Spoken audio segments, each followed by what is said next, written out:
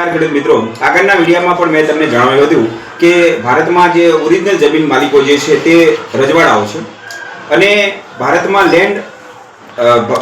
Land revenue કોડની જે અમલવારી જે છે એ અંગ્રેજોના વખતમાં 1879માં થયેલી હતી।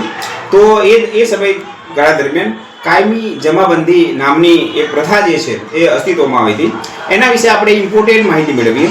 કોર્નવોલિસ ગવર્નર જનરલ હતા ત્યારે 1873માં ભારતમાં કાયમી જમાબંધી દાખલ કરવામાં આવી, જેમાં જમીનદારને જમીનના અને જમીનના મહેસૂલના હક આપવામાં આવે। સમજી લો, કોને આપવામાં આવ્યા? જમીનદારને જમીનના અને મહેસૂલના। મહેસૂલ એટલે કર।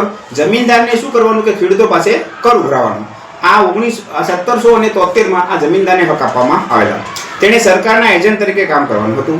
જમીનદારે જમીન મહેસૂલના 9 ભાગ સરકારને જમા કરાવવા અને 10મો ભાગ મહેનતાણા તરીકે રાખવાનો હતો। ટોટલ 10 ભાગમાં કર લેવામાં આવતું। એમાં 9 ભાગ જે છે એ સરકારને આપી દેવાના અને 1 ભાગ જે છે એ એને જે ઉઘરાવવાનું જે કામ કરે છે એને મહેનતાણા સ્વરૂપે રાખવામાં આવતું।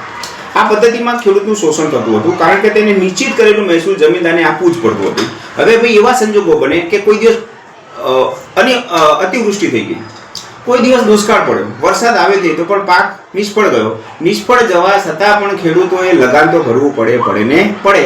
આના કારણે 1973માં આ કાયમી જમાબંધીના કારણે ખેડૂતોને ખૂબ જ પ્રમાણમાં નુકસાન સહન કરવાનો વારો આવેલો। જમીનદાર તેના ઉપર જુલમ કરીને પણ મહેસૂલ વસૂલ કરતો હતો। જમીનદારે દર વર્ષે નિશ્ચિત કરેલ કરાર મુજબની રકમ સરકારમાં જમા કરાવવી પડતી હતી। તેમ છતાં કાયમી જમાબંધી જમીનદારોની તરફદારી કરતી હતી। જોકે શરૂઆતમાં જમીનદારોને થોડું સહન કરીને નક્કી કર્યા મુજબનું મહેસૂલ આપવું પડ્યું।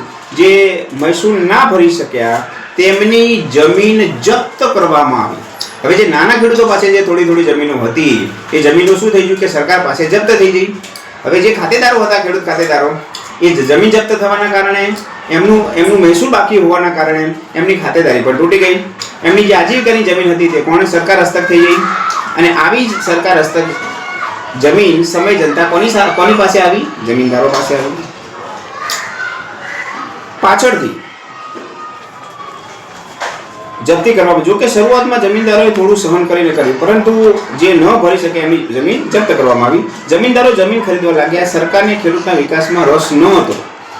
પરિણામે બંગાળમાં ખેડૂતોના ઘણા વિદ્રોહ થયા અને અન્ન ભંડારો તરીકે ઓળખાતું બંગાળ શું થયું? કંગાળ થઈ ગયું અને આ પદ્ધતિ આખા ભારતમાં સ્ટેપ બાય સ્ટેપ વિકસાવવામાં આવી, જેથી જે અન્નદાતા ગણાતો ખેડૂત હતો એ શું થઈ ગયો? પાયમાલ થઈ ગયો। તો મિત્રો, આ હતું કાયમી જમાબંધી અને એનું પ્રેરણા હતો કોર્નવોલિસ। હજુ પણ કહું છું કે તે 1879 જો કાયદો જે છે અંગ્રેજોના સમયમાં ઘડાયેલો હતો, આજે પણ તે અમલવારીમાં છે। જય જવાન, જય કિસાન।